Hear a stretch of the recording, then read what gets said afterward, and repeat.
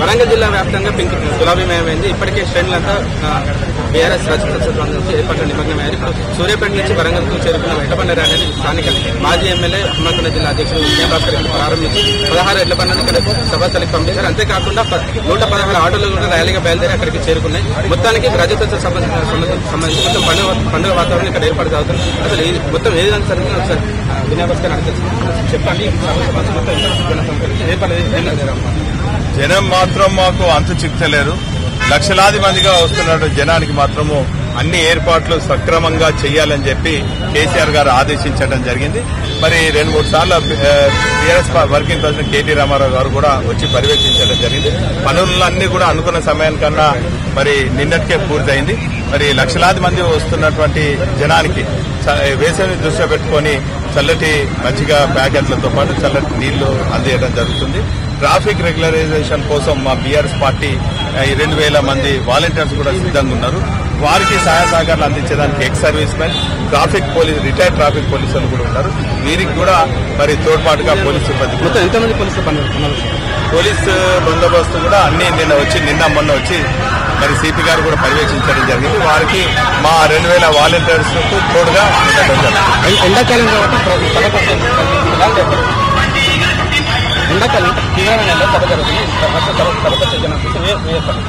అన్ని కూడా అంటే కూర్చోటానికి కుర్చీలు, మరి చల్లటి నీళ్లు, చల్లటి మజ్జిగ, బ్యారికేడ్స్ కూడా ఏర్పాటు చేయడం జరిగింది. మీది టీఆర్ఎస్ అనేది కొన్ని కాంగ్రెస్ నాయకులు మేము ఇప్పుడు పుట్టినప్పుడు చిన్న బాబు నిక్కర్లు వేసుకొని ఉంటాడు, చెట్లు వేసుకొని ఉంటాడు. పెరిగిన తర్వాత ప్యాంట్ వేసుకుంటారు, దోతి కట్టుకుంటారు. మరి టీఆర్ఎస్ పార్టీ తెలంగాణ సాధించే లక్ష్యంగా టీఆర్ఎస్ పార్టీ స్థాపించడం జరిగింది.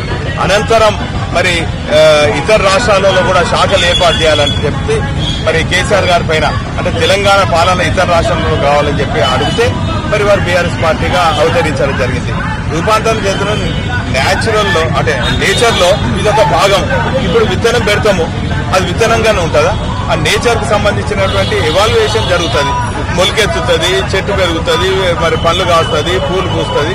ఆ తీరుగా మరి టీఆర్ఎస్ పార్టీ తెలంగాణలో పుట్టి దేశం అంతా కూడా విస్తరించదు. అసలు వరంగల్ సభ ఏర్పడిన ముఖ్య కారణం అంటే మొదటి నుంచి కూడా ఉద్యమ సమయంలో కూడా కేసీఆర్ గారు ఇక్కడనే మరి సభలు నిర్వహించేది. ఆ తీరుగా మరి సభలు నిర్వహించారు.